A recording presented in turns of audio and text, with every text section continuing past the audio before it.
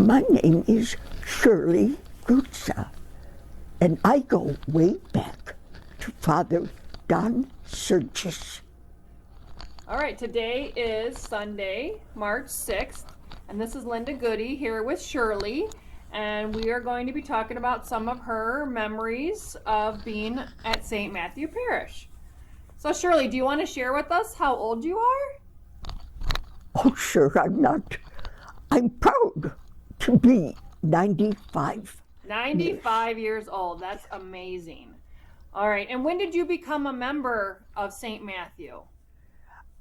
Now, I don't know the year, but like I said, it goes back to Father Don Surgis.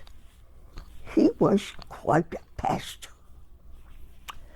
I joined the parish, and I no sooner got there, and he was giving me all these ideas about what to join and how to serve the parish. Well, I took him up on a lot of those things. So what are some of the things that you joined? Well, I belong to I don't think that it's there anymore, but this was a committee that kind of took care of decorating the church for holidays and doing different things. I was a bread and wine minister.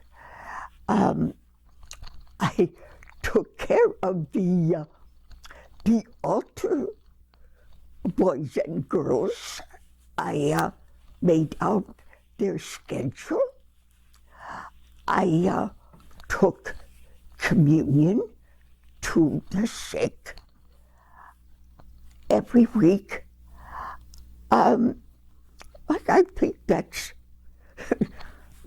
about it. That's a lot. That is plenty. Now, go ahead. I was pretty busy those days. Yes. And I had a daughter going to school there, and I was also busy helping out in the classrooms. Okay. That was fun. Yeah. Great. Great. Okay, let me.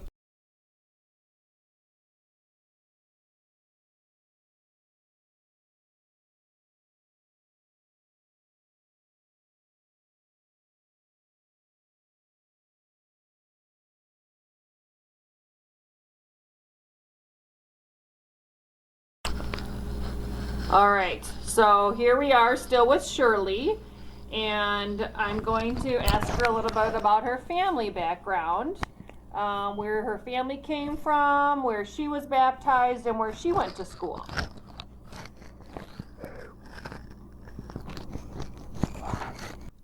Okay. I was born and raised in Milwaukee, baptized at St. Patrick's School in Milwaukee. I attended that school for 8 years, then went on to Mercy High School. And, well, after that, I worked in offices. Always in offices. Okay. And, well, So tell me about a really fun memory that you have of St. Matthew's.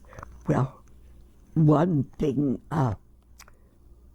Father Don passed away, and in fact, he didn't show up for a mass that I was at. And his assistant found him dead. Oh, no. And we were told in church. And well, then after that, his assistant kind of took over until they got a new pastor. And who was that? That was this sweet little, kind of old man. And I cannot remember his name. Oh, that's okay. But when he came, he wanted to meet some of the parishioners, and he wanted to go to their homes and meet with them and talk with them. And he needed somebody to take him. Well, I kind of volunteered. Okay. And so that night, he was going to 3 or 4 homes. And I went out to get the car, and my son's sports car, little sports car, was sitting there. And I loved that little car. So I got in that car and pulled up for our new pastor. I didn't realize that it was kind of difficult to get in a sports car. But he did, and off we went. Oh, that sounds like fun. Well, at about the 3rd visit, I really was feeling sorry for him, sitting in that little sports car and getting in and out. That was, after a while, I think we laughed about it, but I never took that sports car to church again. That's so funny. That was funny. Now, did you do any of the church festivals or fish boils? Did you go to those things? And they didn't have much of that. Okay. They didn't have the fish fries Okay. at that time. And one thing, my daughter was a altar girl, and if we got to church and I would see there was only one altar server, I would poke her and go. So she wound up giving me a dirty look, but she went. That happened quite a few times.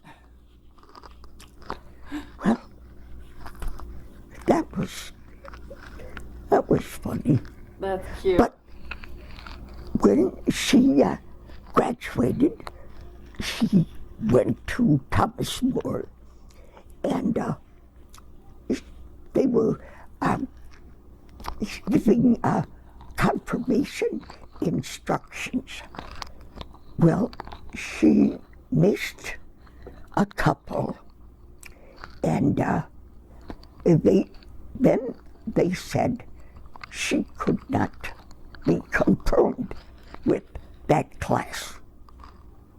Well, I talked to the teacher that was in charge, and there was no way she was going to change her mind. So I went to St. Stephen's, and they were having confirmation classes, and they would definitely take her. So I joined St. Stephen's so that my daughter could be confirmed. But after the confirmation, I missed St. Matthew's. So I came back to St. Matthew's. Great. That. All right. So I'm still here with Shirley, and I'm asking her about maybe some differences she noticed in the parish between pre-Vatican II and post-Vatican II.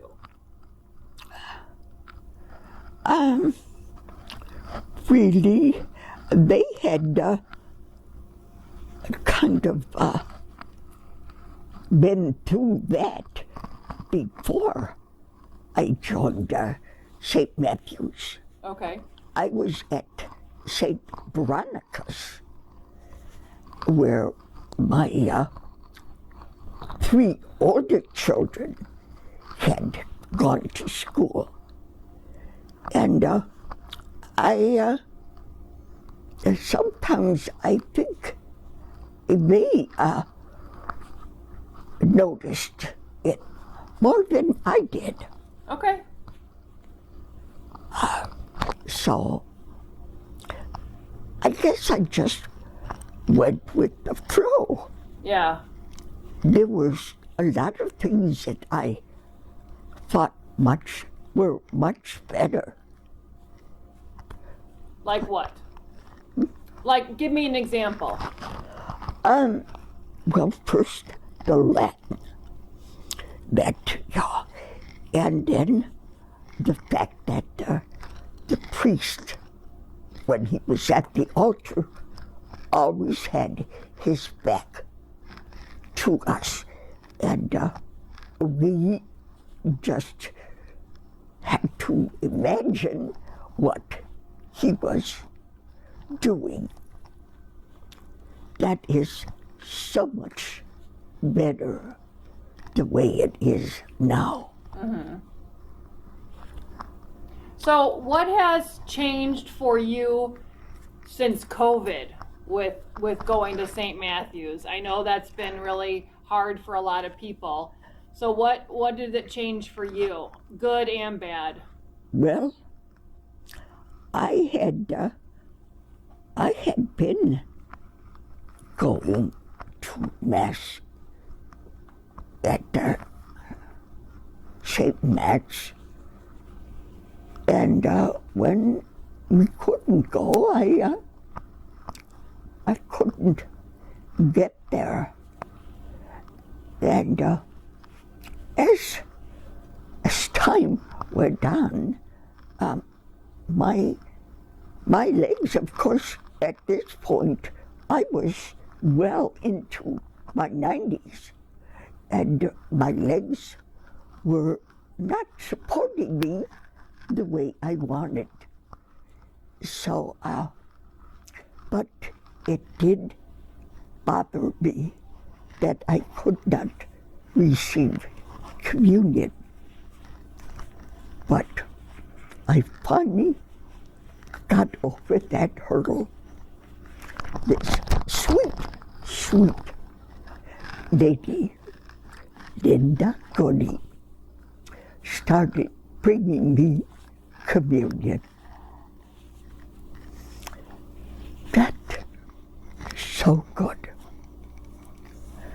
And once she took me to Mass. Well, I made it to Mass. But for now, and since COVID, I am a faithful watcher of Mass on TV. That's right. Yep.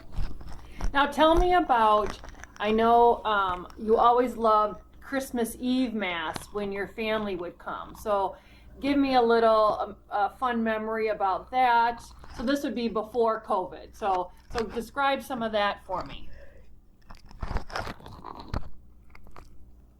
Well, my Christmas Eve always started out with Mass. So, of course, by this time, my children had almost all, settled in different states, different areas. So there weren't many here to go. But I had a grandson living in Kentucky, and he, his wife, and their 4 little boys would come to church. They would come in right on their way to Milwaukee. And so I would sit there with 4 little boys during Christmas Eve. That made my Christmas. And which Mass did you guys always go to? Which Mass did you go to on Christmas Eve? I started before o'clock. The children's Mass, yeah. Yeah, I loved that. I loved the children singing. That was so special. Did you used to go to the school Masses during the day, during the week? When your daughter was in school there, did you go to the school Masses? Once in a while, yes. Okay. Yeah. If I didn't have, if I had time, I could make it. I remember one time they had a school Mass, and I think it was for parents or something. Anyway, my husband and I went, and after the Mass, they had breakfast, and they had invited Archbishop Dolan.